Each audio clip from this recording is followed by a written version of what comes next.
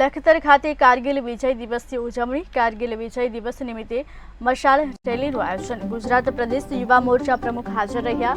શહીદ થયેલા વીર જવાનોના પરિવારનું પણ સન્માન કરવામાં આવ્યું. જો કે આ તકે શહીદ થયેલા વીર જવાનોના પરિવારનું સન્માન કરવામાં આવ્યું.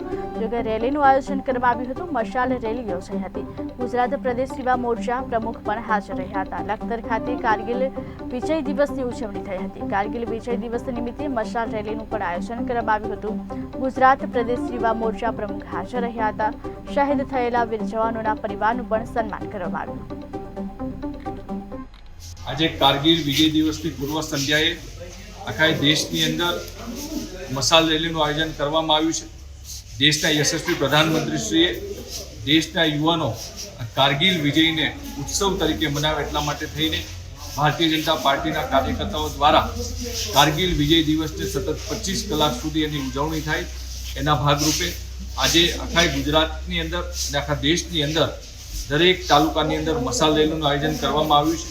આજે સુરેન્દ્રનગર જિલ્લાની અંદર પણ ભારતીય જનતા પાર્ટીના અધ્યક્ષ ભાઈ શ્રી હિતેન્દ્રસિંહના માર્ગદર્શન હેઠળ યુવા મોરચાના અધ્યક્ષ ભાઈ શ્રી સિદ્ધરાજસિંહજીના નેતૃત્વમાં લખતરની અંદર અને સુરેન્દ્રનગરની અંદર ભવ્ય મશાલ રેલીનું આયોજન કરવામાં આવ્યું છે. લખતરની અંદર પણ ધારાસભ્ય શ્રી પી.કે. પરમારજીના નેતૃત્વમાં યુવા મોરચાના અધ્યક્ષ ભાઈ શ્રી ધ્રુવરાજસિંહજીના માર્ગદર્શનમાં નેતૃત્વમાં ખૂબ ભવ્ય એક મશાલ રેલીનું આયોજન કરવામાં આવ્યું છે.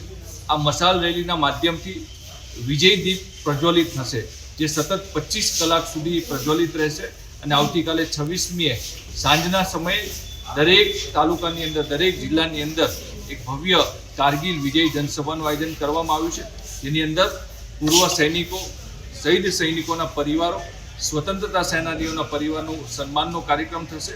સાથે સાથે કારગિલ યુદ્ધ અને વિજયની એક ગાથા ભારતીય જનતા પાર્ટીના શ્રેષ્ઠ નેતૃત્વ દ્વારા વક્તા તરીકે આવીને દરેક જિલ્લાની અંદર માર્ગદર્શન આપશે.